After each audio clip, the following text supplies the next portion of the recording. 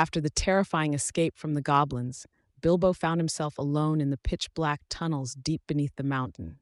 The absolute darkness pressed against his eyes like a heavy velvet curtain, and the damp, musty air filled his lungs with each careful breath. His small hobbit feet moved silently across the cold stone floor as he fumbled forward, his hands outstretched, touching the slimy walls for guidance. The only comfort came from his little sword, which glowed with a faint blue light, though its glow had begun to fade, a sign that the goblins were moving further away. In his desperate attempt to find his way, Bilbo's fingers brushed against something small and metallic in the darkness. Without thinking, he slipped the object into his pocket, unaware of how this simple action would change his fate forever. In the depths of his underground lake, Gollum's luminous eyes pierced the darkness like pale lamps, watching Bilbo with a mixture of curiosity and hunger. The creature's thin frame cast eerie shadows on the cave walls as he circled the hobbit, speaking in his distinctive gurgling voice. What followed was a deadly game of riddles, where each participant's life hung by the thread of their wit. The stakes were simple yet terrible. If Bilbo won, Gollum would show him the way out. If he lost, he would become the creature's dinner. The cave's darkness seemed to deepen with each riddle, the tension mounting as they traded increasingly difficult puzzles. The sound of water dripping somewhere in the distance marked time like a methodical heartbeat, while the mysterious ring in Bilbo's pocket grew heavier with each passing moment. As their deadly game reached its climax, Bilbo's hand unconsciously slipped into his pocket, finding the ring he had discovered earlier. Gollum's mounting rage at losing the riddle game turned to absolute fury when he discovered his precious was missing. The creature's anguished screams echoed through the tunnels as Bilbo fled, his heart pounding against his ribs. In a moment of desperate confusion, the ring slipped onto his finger, and the world changed. Everything became shadowy and gray, but somehow clearer, as if seen through a fine mist. Most remarkably, Gollum seemed unable to see him, though the creature passed terrifyingly close in pursuit. Following the desperate Gollum who now ran ahead, believing Bilbo knew the way out, the invisible hobbit navigated the treacherous tunnels. The chase led them ever upward, through winding passages and past goblin guards, until finally, daylight beckoned through a crack in the mountain wall. The company's entry into Mirkwood marked the beginning of their most haunting trial yet. The forest air hung thick with an ancient magic that seemed to whisper forgotten secrets.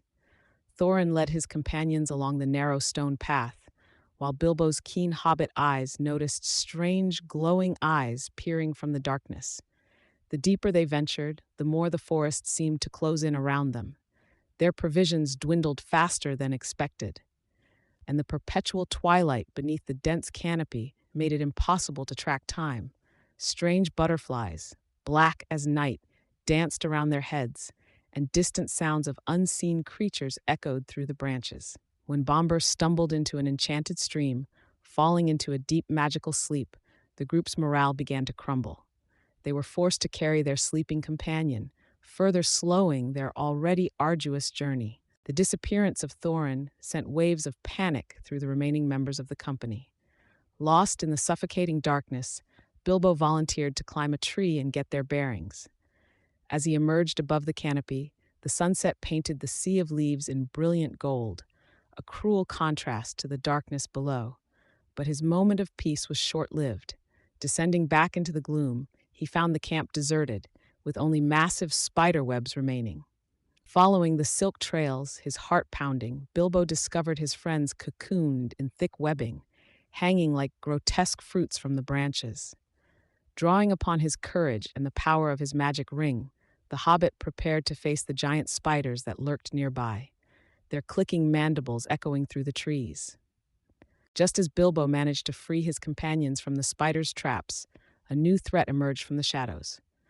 Wood elves, silent as ghosts, surrounded them with drawn bows.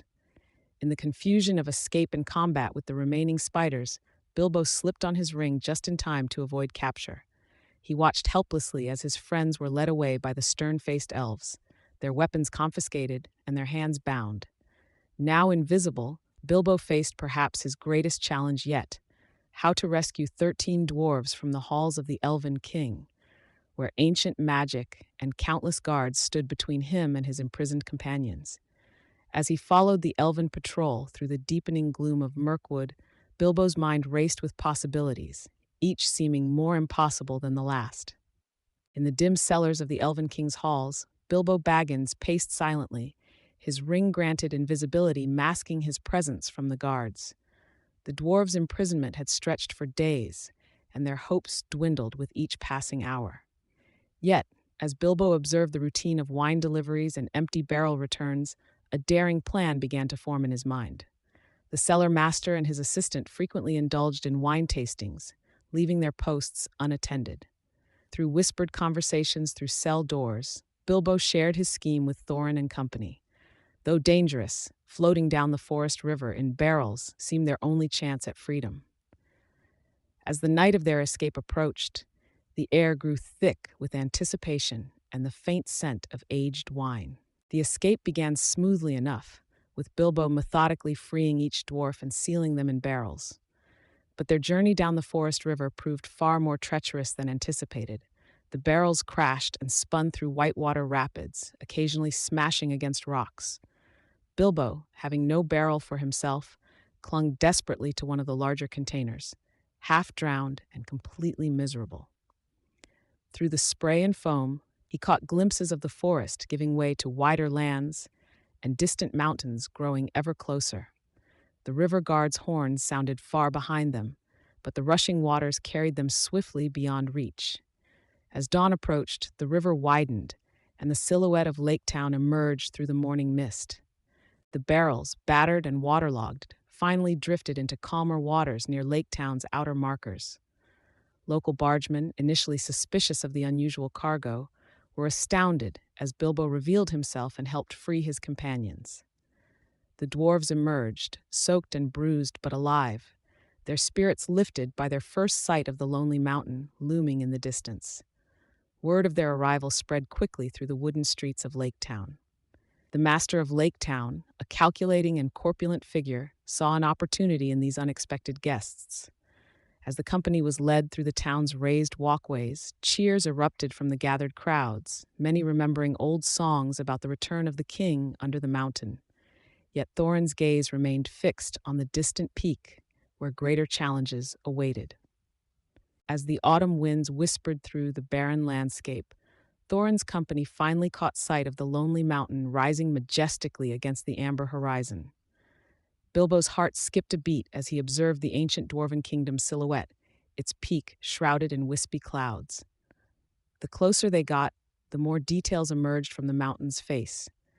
Intricate carvings weathered by time, hidden paths snaking up its slopes, and the grand entrance, now sealed by decades of abandonment. The air grew thinner and colder as they approached, carrying with it the faintest scent of ancient stone and forgotten treasures. The search for the secret entrance proved more challenging than anticipated.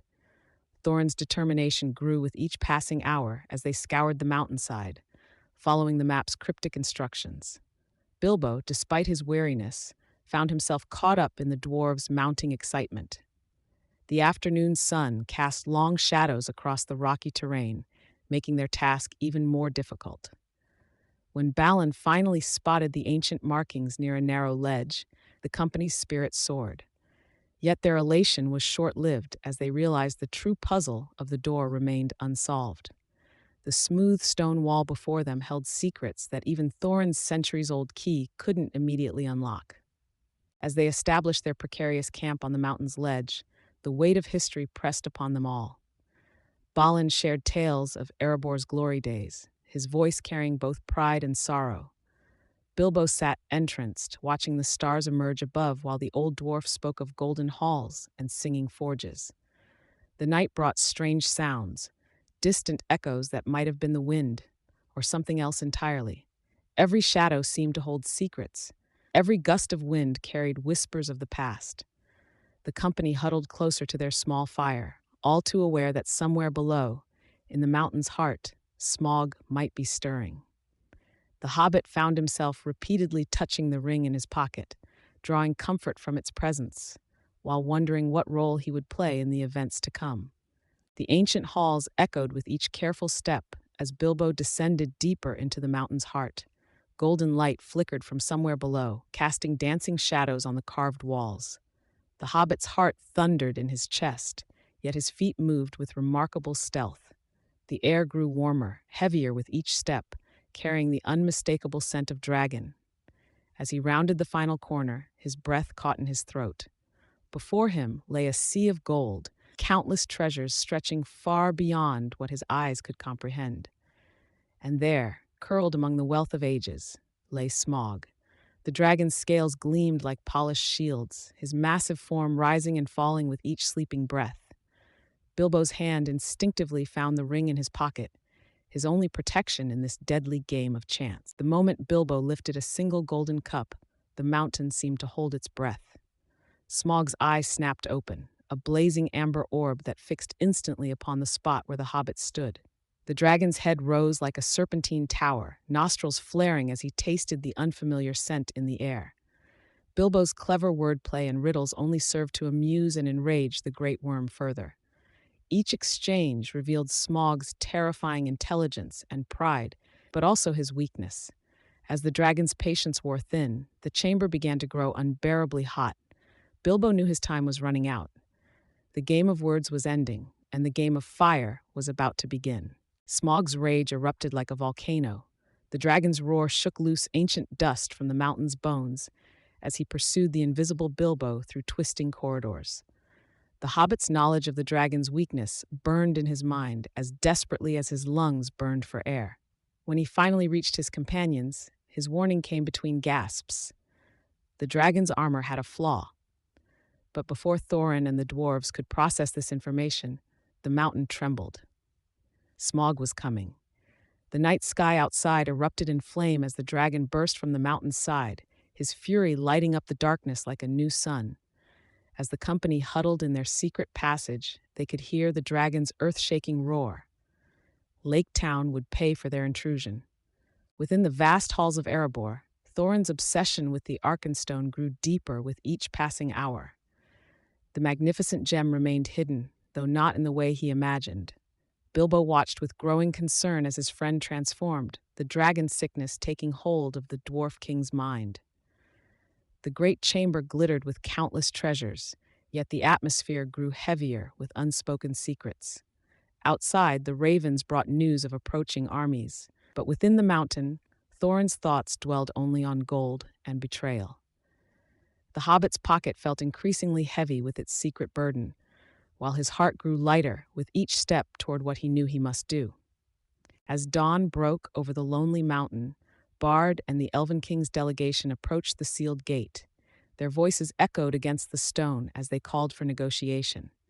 Thorin's responses grew increasingly hostile, his words sharp as sword edges.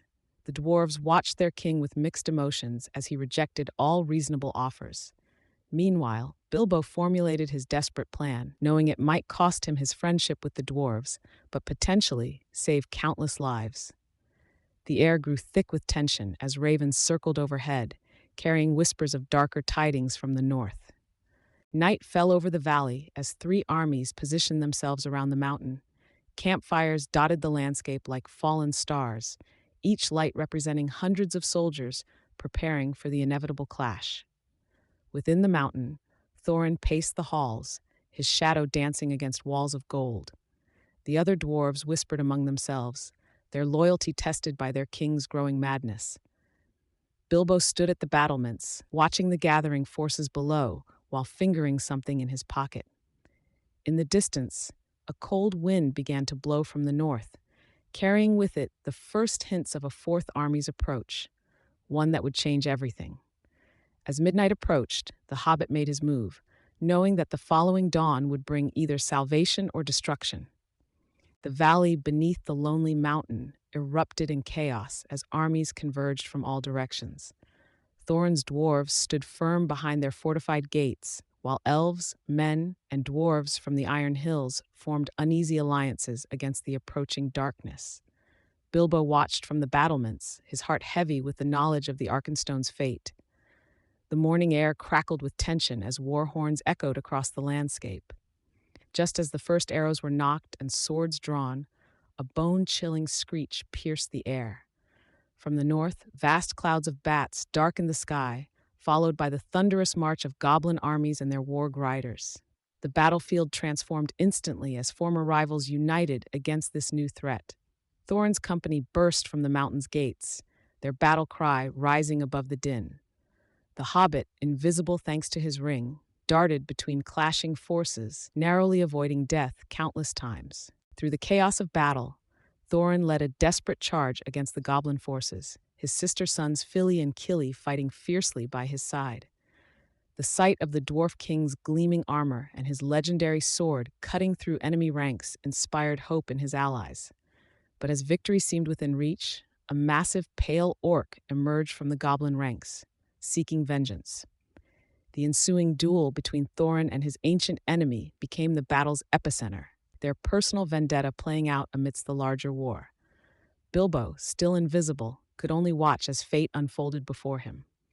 The clash ended in mutual destruction, but not before Thorin's nephews fell defending their uncle. In his final moments, the Dwarf King made peace with Bilbo, finally understanding that true wealth lies not in gold, but in friendship and honor. Victory came at a terrible price.